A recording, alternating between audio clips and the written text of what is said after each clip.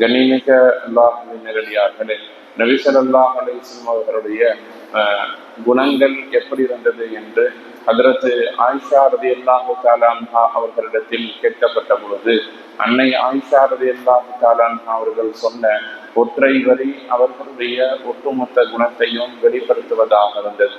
ஆயிஷா ரலியல்லாஹு சொன்னாங்க, கான குலுகுஹு அல் குர்ஆன். ரசூலுல்லாஹுடைய குணம் எப்படி இருந்தது?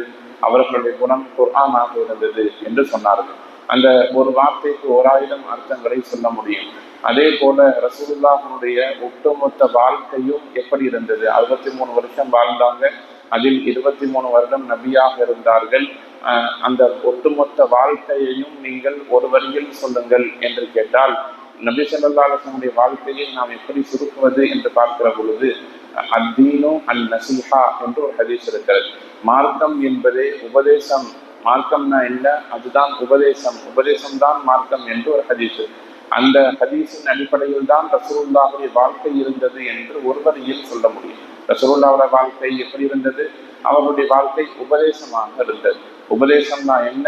அவர்கள் எல்லா நிலையிலும் நபி ஸல்லல்லாஹு அலைஹி வஸல்லம் அவர்கள் பிற மக்களுக்கு உபதேசம் செய்வதை தன்னுடைய வழக்கமாகவே வைத்திருந்தார்கள். சந்தோஷமான தருணமாக இருந்தாலும் சரி, அல்லது ஜனாசாக்களை அடக்கம் செய்யக்கூடிய சோகமான இடங்களாக இருந்தாலும் சரி, அல்லது போர்க்களங்களாக இருந்தாலும் சரி, இப்படியாக நபி ஸல்லல்லாஹு அலைஹி வஸல்லம் அவர்கள் எந்த சூழ்நிலையில் இருந்தாலும் அந்தந்த சூழ்நிலையில் என்ன தேவையோ அதை தொடர்ந்து மக்களுக்கு உபதேசம் செய்து கொண்டே இருந்தார்கள் ரசூலுல்லாஹி ஸல்லல்லாஹு அலைஹி வஸல்லம் அவர்கள். இது சம்பந்தமான பேச்சுக்கள் வரும் பொழுதெல்லாம் நாம் ஒரு வரலாறை மறக்காமல் சொல்லிக் கொண்டே இருப்போம். ரசூலுல்லாஹ் சஹாபாக்களை அழைத்துக் கொண்டு அந்த குப்பை கூலங்கள் வழியாக சாலையில் கொட்டப்பட்டிருக்கக்கூடிய அந்த குப்பைகளை கடந்து செல்லுகிற பொழுது அங்கே ஒரு கழுதை இறந்து கிடக்கும். நபி ஸல்லல்லாஹு அலைஹி வஸல்லம் என்ன செய்வாங்க?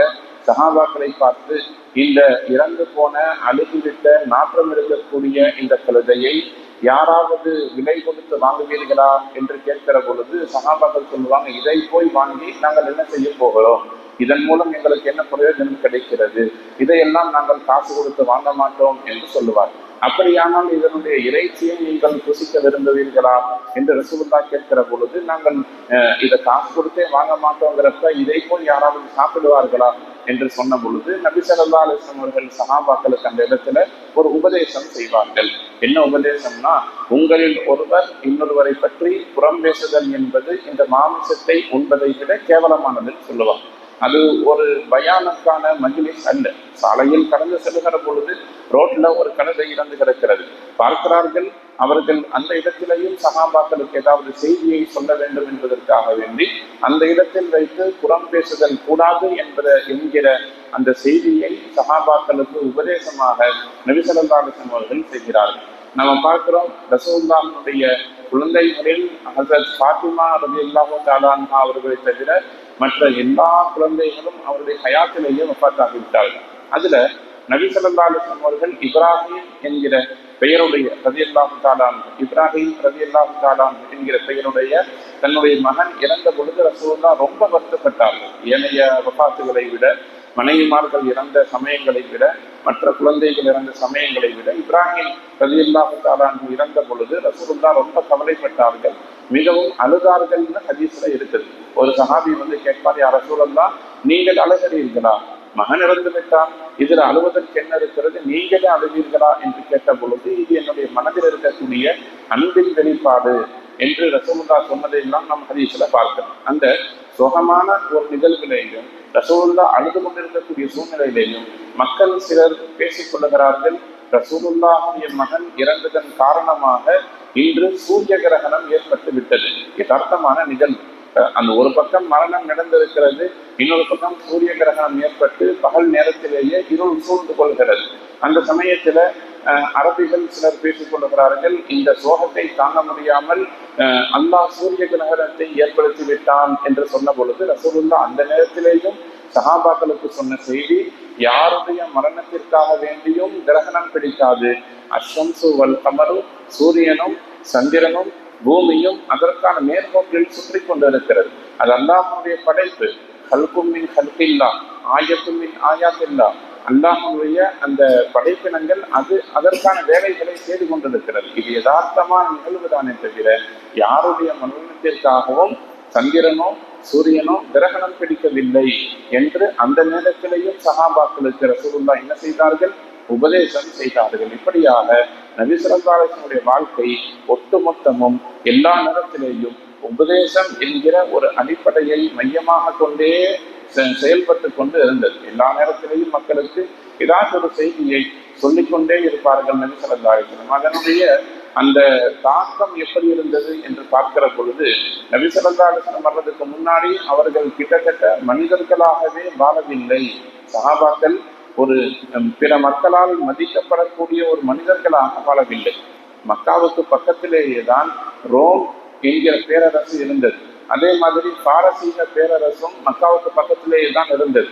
ஆனால் இரண்டு வல்லரசுகளும் மக்காவை காக்க வேண்டும், அவர்களை நாம் அடிமைப்படுத்திக் கொள்ள வேண்டும், அங்கிருக்கிற வளங்களை சூறையாட வேண்டும், அந்த மக்களை அடிமையாக பயன்படுத்த வேண்டும் என்கிற எண்ணமே இல்லாமல் இவர்களை ஒரு பொருட்டாகவே மதிக்காமல் இருந்தார்கள். யதார்த்தம் என்னன்னா, ஒருவரிடத்தில் அதிகாரமும் ஆட்சியும் இருக்கிற பொழுது பக்கத்தில் இருக்கக்கூடிய மக்களை அபகரித்துக் கொள்ளுவார். ஒருவர் என்ன செய்வார்?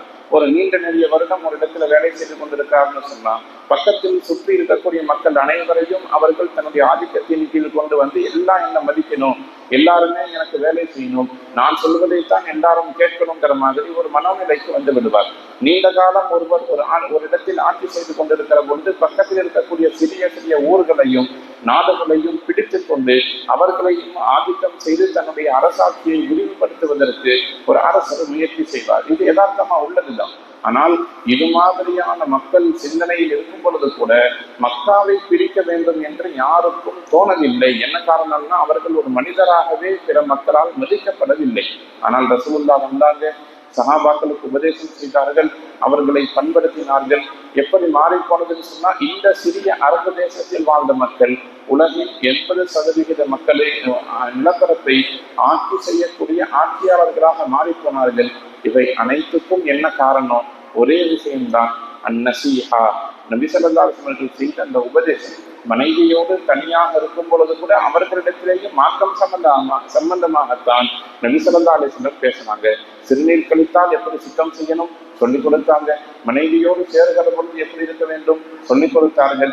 எப்படி குளிக்கணும் சொல்லிக் கொடுத்தார்கள். பல் விளக்குவது எப்படின்னு சொல்லிக் கொடுத்தாங்க. வியாபாரம் செய்வது எப்படின்னு சொல்லிக் கொடுத்தாங்க. இப்படி எல்லா இடத்திலேயும் மக்களுக்கு உபதேசம் செய்வதை நபி ஸல்லல்லாஹு அலைஹி வஸல்லம் அவர்கள் வளமையாக வைத்திருந்தார்கள். சஹாபாக்களை பண்படுத்தினார்கள். நாமும் நமக்கு தெரிந்த நல்ல செய்திகளை, நல்ல உபதேசங்களை மனைவி மக்களோடு, குழந்தைகளோடு, பிற மக்களோடு பகிர்ந்து கொள்ள வேண்டும். அவர்கள் நேர்வழிப்படுவதற்கு நாமும் நம்மால் ஆன முயற்சிகளை காலமெல்லாம் கொடுத்து கொண்டிருக்கிற பொழுது நம்மால் நேர்வழி பெற்றவர்கள் நல்லமல் செய்தால் அதிலிருந்து நமக்கும் ஒரு பங்கு நன்மையாக வந்து சேரும் என்பதை நினைவில் வைத்து எல்லா மக்களுக்கும் பயனளிக்கக்கூடிய நல்லதொரு வாழ்வை வாழக்கூடிய நல்ல செய்வை அல்லாஹ் அனைவருக்கும் நல்ல ஒரு புரிவானாக. வாசல் தாவானும் அனில் அல்ஹம்துலில்லாஹி ரப்பில் ஆலமீன்.